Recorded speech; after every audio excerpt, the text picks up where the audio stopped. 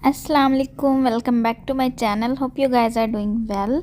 तो आज की वीडियो में मैं आप लोगों के साथ एक बहुत ही ऑर्गेनिक सी चीज़ें मंगवाई थी वो उनकी डिटेल शेयर करूंगी और फुल डे की रूटीन शेयर करूंगी। एक बहुत ही मज़े की रेसिपी भी शेयर करूंगी जो कि बहुत ही हेल्दी है और वेट लॉस में हमारी काफ़ी हेल्प करती है। मेरी जो सबसे simplest night time skin care routine है वो भी आप लोगों के साथ आज शेयर करूंगी और बहुत ही मज़े का व्लॉग होने वाला है।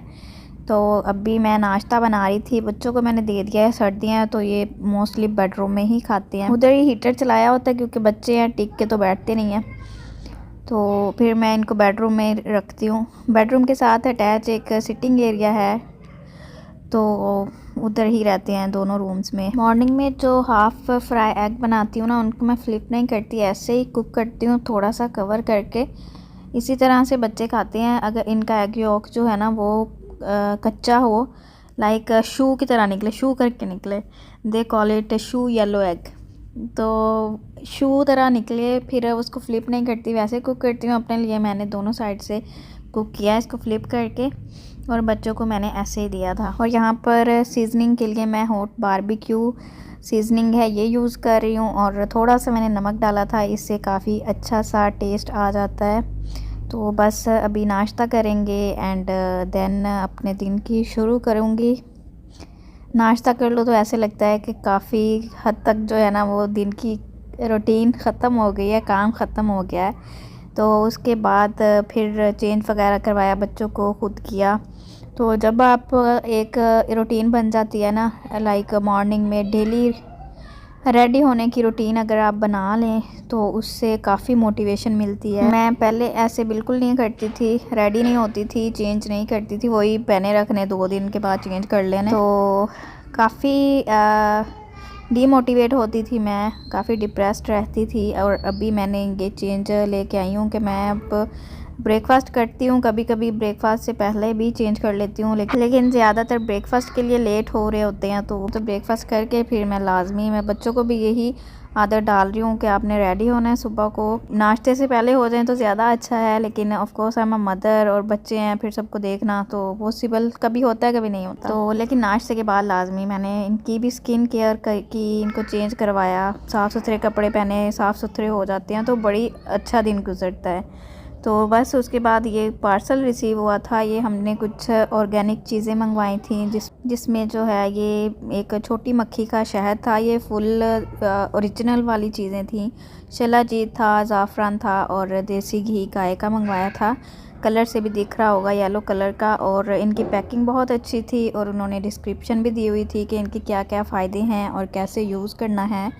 शिलाजीत जो है ये आपने अपनी उम्र के हिसाब से ही यूज़ करना होता है। लाइक मैं अभी 29 ईयर्स की हूँ तो मैं वीक में 2 बार इसको लेती हूँ। और बिल्कुल जो इसके साथ इन्होंने एक छोटा सा स्पैचुला दिया हुआ है मेजरमेंट के लिए, तो वो बिल्कुल जो सबसे उसका लोएस्ट पॉइंट होता है ना वही लेती हूँ। इसको पानी में मिक्स करके भी पी सकते हैं, लेकिन इसका टेस्ट जो है ना वो थोड़ा सा कड़वा होता है। तो महमूद ऐसे पी लेते हैं इसको पानी में मिक्स करके, लेकिन मैं इसका वही थोड़ा सा जितनी मुझे क्वांटिटी चाहिए होती है वो लेती हूँ।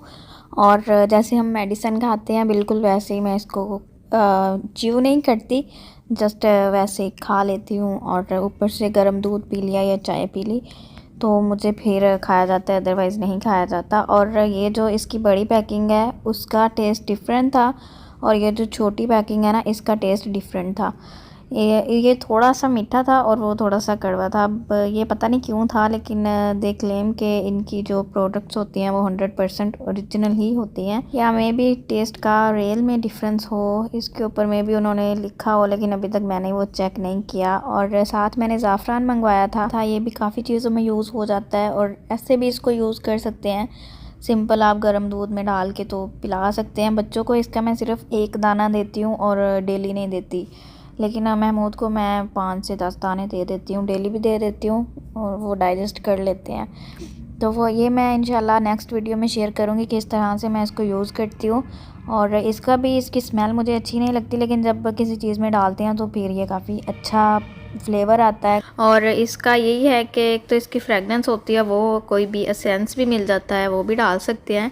तो लेकिन इसका टैग जो शेप होती है ना, वो उससे पता चलता है ये ओरिजिनल है या नहीं है। कुछ वो जो होती है ना छल्लियाँ, उनके बाल होते हैं, उनको भी कलर करके फेक भी मिलता है, तो ये भी देख के लेना होता है। इवन के शहद भी देख के लेना होता है, देसी घी, इस तरह की चीज़ें। ये जिनको आइडिया होता है ना, उनको पता चल जाता है ओरिजिनल है या नहीं है। और महमूद को इन चीज़ों का काफ़ी आइडिया है, तो फिर वही मंगवाते होते हैं। और यहाँ से थोड़ी सी एक्सपेंसिव मिली हैं, जो हम लोग आम किसी स्टोर से या मॉल से लेते हैं ना, उनकी निस्बत इनकी प्राइस थोड़ी सी हाई थी, लेकिन ये थी ओरिजिनल। अच्छा, तो खैर उसके बाद फिर मैंने अपना रूटीन चेकअप के लिए जाना था और उधर गए हैं। उस साइड पे ना ये एक रेस्टोरेंट है, और यहाँ का हमें किसी ने सजेस्ट किया था, फ्रेंड ने एक ने, कि यहाँ का बारबेक्यू ट्राई करना बहुत अच्छा है, और बच्चों के हिसाब से इसका एनवायरनमेंट भी काफ़ी अच्छा है। तो फिर हम लोग यहाँ पे गए हैं, और वाकई में बारबेक्यू मज़े का था। बस एक कमी थी कि इन्होंने ना वो सिरके वाली प्याज, इनके पास वो नहीं थी। इन्होंने सिंपल सैलड दिया, और चटनी थी, ग्रीन चटनी इमली वाली थी, और साथ रायता था, लेकिन वो प्याज नहीं थी, उसको मैंने मिस किया। बट वैसे अच्छा था, इसका टेस्ट काफ़ी अच्छा था। और इनके पास नान थे, रोटियां नहीं थी, तो फिर मैंने अपने लिए पराठे मंगवा लिए, क्योंकि मैं नान नहीं खाती हूँ। मैं खमीरी रोटी खाती हूँ, वो भी सिर्फ चाय के साथ, ये चिकन के साथ बिल्कुल नहीं खाती। तो पराठा मैंने मंगवाया था, मुझे लगा जो हम लोग एक मंगवाते हैं ना तंदूरी पराठा, वो काफ़ी बड़े साइज़ का होता है, मुझे लगा ये भी वही वाला होगा पराठा, बड़े साइज़ का। लेकिन जब मैंने मंगवाया तो ये पूरी की तरह का था, और बहुत ही लाइट वेट सा था। और ये बच्चों ने तो ऐसे ही खा लिया था इसको। तो फिर मैंने एक खमीरी रोटी मंगवाई, और वो मैंने बाद में चाय के साथ खाई थी। और अभी मैंने वैसे ही अपना जो चेस्ट पीस था ना, वैसे ही खा लिया। थोड़ा बहुत पराठा खाया, बाकी वैसे ही खा लिया। और उसके बाद हमने चाय मंगवा ली थी, चाय भी मेरी मज़े की थी। और बस चाय पिए, चाय के साथ मैंने अपनी रोटी ख़त्म की है। और फिर हम लोग बाहर, इसका एनवायरनमेंट काफ़ी अच्छा था अगर आप लोग बाहर बैठो तो, लेकिन ठंड बहुत ज़्यादा थी। और बच्चों की वजह से जो भी कपल आ रहा था ना, जिनके छोटे बच्चे थे जिस फैमिली के, तो वो अंदर ही बैठ रहे थे। लेकिन जो वैसे थे जिनके साथ बच्चे नहीं थे, वो लोग ज़्यादातर बाहर बैठ रहे थे, और बाहर ज़्यादा मज़ा आ रहा था। तो खैर फिर जब नॉर्मल मौसम होगा ना, फिर हमने सोचा कभी आएंगे तो बाहर भी इंजॉय करेंगे। लेकिन अभी बाहर वो आग जला रहे थे, और बड़ा अच्छा सा फील आ रही थी। तो खैर फिर हम लोग चाय पिया, और फिर हम लोग बच्चों को बाहर ले आए हैं। बाहर इन्होंने थोड़ा सा प्ले किया है। वैसे भी जब मैं ऐसे बच्चों को बाहर से हम खाना खिलाते हैं ना, बेशक वो बारबेक्यू है या वैसे कोई हैवी खाना है, तो इनको बाद में हम लोग फ़िज़िकल एक्टिविटीज़ ज़रूर करवाते हैं। घर आके बेशक करवा दें। तो अभी वहाँ पे थोड़ा सा एरिया था, तो फिर मैंने बोला इधर ही इनको करवा के घर जाके इनको सुला देना है।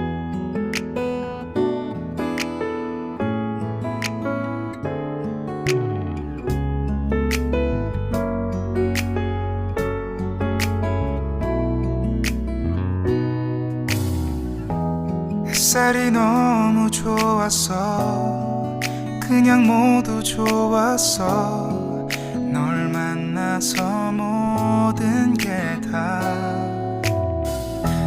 잠에서 깨어나서 휴대폰을 먼저 보게 돼 참 많이 변했다는가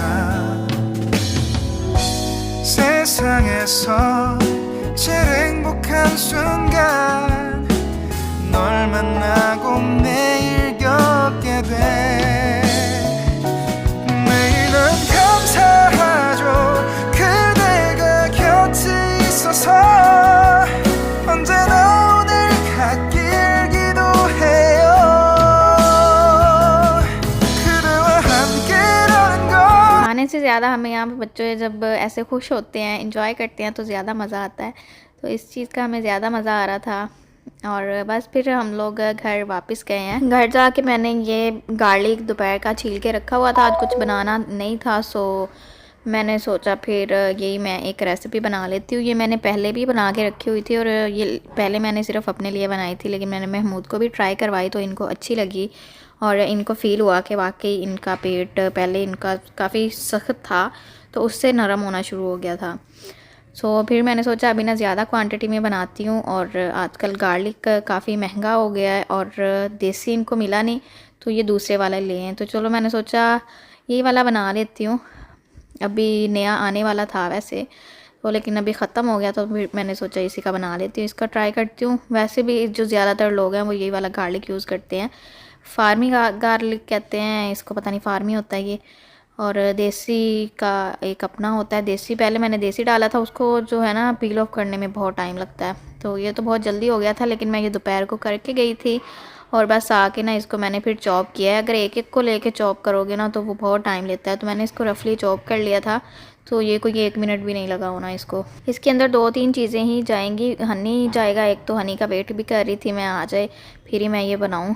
हनी भी आ गया था, आज पार्सल आया था मुझे, तो फिर मैंने सोचा अभी इसको बना लेती हूँ। और जितनी क्वांटिटी में हमने गार्लिक लेना है ना उतनी क्वांटिटी में हमने बाकी चीज़ें भी लेनी है। ये अच्छा ये ख़राब नहीं होता ज़रा भी, ये कई महीने चल जाता है। जो मैंने पहले बनाया था ना वो मैंने अपने लिए बनाया था क्योंकि मेरा वेट काफ़ी बढ़ चुका है।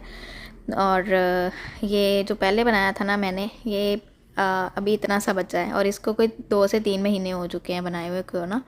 और इसको मैंने फ्रिज में रखा हुआ था क्योंकि मैंने गर्मियों में बनाया था, लेकिन अभी जो मैं बना रही हूँ उसको मैं बाहर ही रूम टेम्परेचर पे रखूँगी। और जब ये पुराना हो जाता है ना तो हनी, विनेगर और ये गार्लिक ये सारे मिक्स हो जाते हैं। लेकिन जब हमने बनाना है तो ये इतनी जल्दी एब्जॉर्ब नहीं करता गार्लिक हनी को और जो विनेगर होता है ना उसको। तो बस मैंने गार्लिक डाला है और इसी क्वांटिटी में ही हनी जाएगा, बस थोड़ी सी मैंने कम रखी है क्योंकि ये बहुत मीठा होता है। अगर आपसे नहीं खाया जा रहा तो आप इसकी सेम क्वांटिटी भी ले सकते हैं, लेकिन इससे ज़्यादा नहीं लेनी, जितना गार्लिक है ना उससे ज़्यादा नहीं लेनी था। 1.5 कप गार्लिक था और 1.25 कप कह लें कि हनी मैंने इसके अंदर डाला था। 2 टेबलस्पून या 3 टेबलस्पून कम होगा। इसका निहार मुँह डेली 1 टीस्पून लेना है और इसको पानी के साथ हमने खा लेना है। जो गार्लिक है इसको च्यू नहीं करना, इसको हमने ऐसे ही खाना है और पेट में जाके अपना काम खुद ही कर देगा।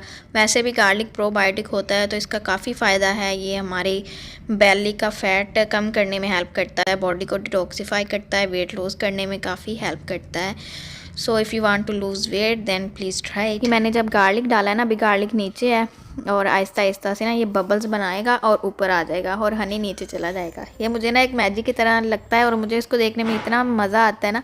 इसका एक एक बबल सा बनता है, ऊपर आता है और वो पॉप होता है, फिर नीचे से गार्लिक का एक छोटा सा पीस ना वो ऊपर आ जाता है। तो इस तरह से इसको देखने का इतना मज़ा आता है।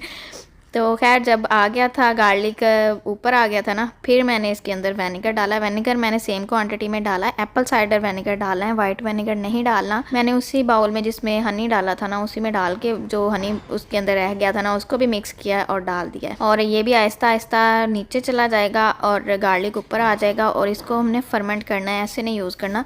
इसको फर्मेंटेशन में 3 से 4 दिन लग जाते होते हैं और उसके बाद फिर इसको यूज़ करना स्टार्ट करना है। और ये ख़राब नहीं होता, 6 महीने भी चल जाता है, कोई प्रॉब्लम नहीं है। इसको अगर दिल नहीं कर रहा बाहर रखने को तो आप इसको फ्रिज में रख सकते हैं। उसके बाद फिर अभी मैं रात को मेकअप किया हुआ था तो मेकअप रिमूव करूँगी। उसके लिए ये मैं बाम यूज़ करती हूँ, ये एक्वाफिक्स की है, क्लेंजिंग बाम है। ये मेकअप रिमूवर भी के लिए भी अच्छी है और इसको जस्ट लगाना होता है, जैसे वैसलीन होती है ना उसकी तरह लगती है, लेकिन जब हम इसको गीला करते हैं तो इसकी झाग बनती है और ये उतर जाती है। ये बिल्कुल एक मैजिकली काम करती है, सारा मेकअप वाटर प्रूफ हो जो भी हो सारा रिमूव हो जाता है इससे। ये मैं सिर्फ तब करती होती हूँ जब मैंने डबल क्लेंजिंग करनी हो, मेकअप किया हो ना, मैं डबल क्लेंजिंग तब ही करती हूँ, अदरवाइज़ मुझे डबल क्लेंजिंग नहीं सूट करती, तो मैं नॉर्मल डेज़ में नहीं करती। उसके बाद मैंने सैलिसिलिक एसिड बेस क्लेंज़र लगाया, जेल बेस, और बस फेस वॉश कर लिया है।